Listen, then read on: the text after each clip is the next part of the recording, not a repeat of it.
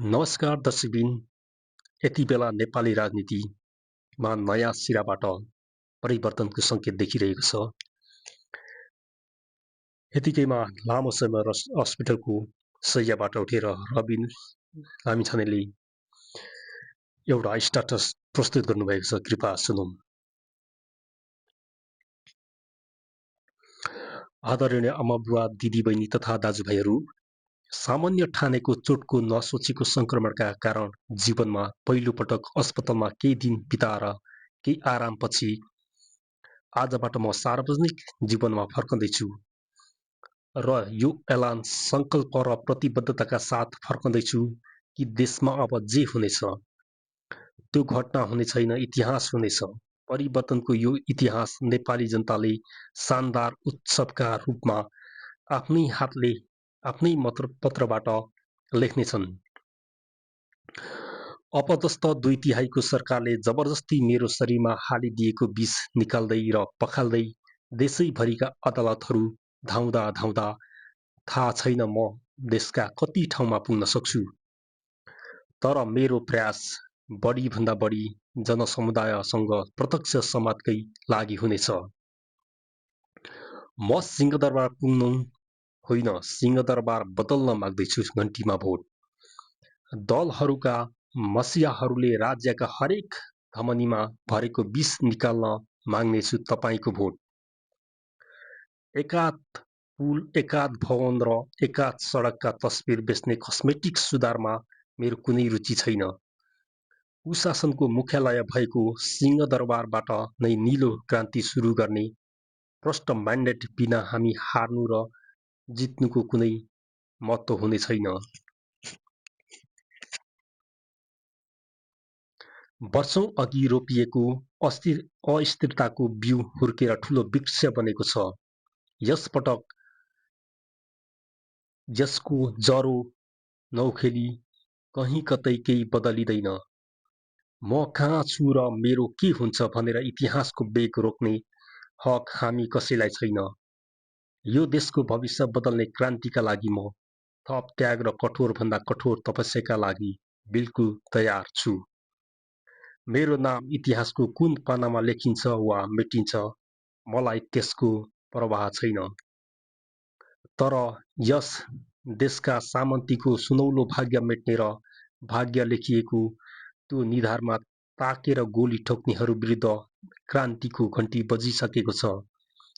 अब अन्तिम पर्दा उठ्न बाँकी छ। त्यो पर्दा हामी मिलेर उठाउनेछौँ। भ्रष्टतन्त्रको ठेकदार बनेर हामीलाई लोकप्रियतावादी भिजन बिनाका, नीति सिद्धान्त बिनाका भनेर कसैले रोइ कराई गर्न पर्दैन। सबैभन्दा स्पष्टसँग लेखिएका राष्ट्रपका दस्तावेज पढ्ने जाँगर विश्लेषणजीवीहरूलाई नचल्नुको भारी हामीले कहिलेसम्म बोक्ने?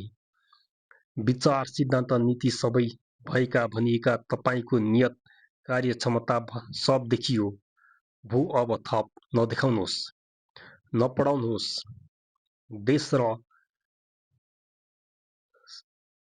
देश रसातलमा पुगिसक्दा पनि भट्याएर नसकिएका तपाईका विचारहरू तपाईहरूलाई नै मुबारक। भारी भरकम शब्दहरू प्रयोग गरेर राजनीतिलाई कम्प्लिकेटेड बनाउनै पर्दैन। प्राप्त उपलब्धि सहितको लोकतन्त्र हामी जोगाउँछौँ। नसके जनता छन्। आफ्नो राजनीतिक दोकान र सट्टर रङ्ग्याउने छुट सबैलाई छ। तर यो देश कुनै अमुक नेताले होइन, जनताले जोगाएका हुन्। तिनै जनताको ताकतको बलमा मतपत्र मार्फत हामी सुशासनको घन्टी बजाउँदै विकासका कूटनीतिक र अर्थ राजनीतिको शानदार युगारम्भ गर्न चाहन्छौँ। गिद्धले सिनो लुछे जस्तै लुचिएको यो देश अन्तिम सुनामीको तयारीमा छ।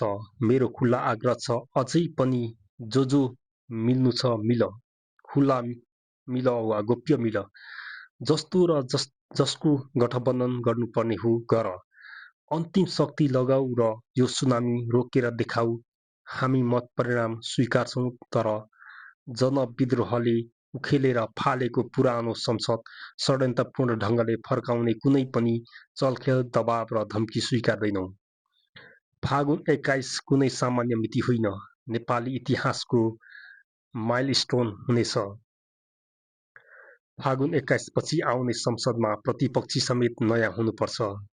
सर्प त एउटा पनि पाल्न सकिँदैन। यतिका वर्ष पुरा देश लुटेर बनाइएको अपराधिक गिरोहबाट अब यो देश सदाका लागि मुक्त हुनेछ। केही थान बिचौलियाहरूको मुठीमा कैद रहेको यस देशको भविष्य लेख्ने जिम्मा तपाईको हातमा सुम्पिएका छौं, मात्र तपाईको हातमा, तपाईको रवि लामिछाने। दर्शकबिन, उहाँको भनाइ कस्तो लाग्यो कृपया कमेन्टमा जरुर कमेन्ट गर्नुहोस्। धन्यवाद।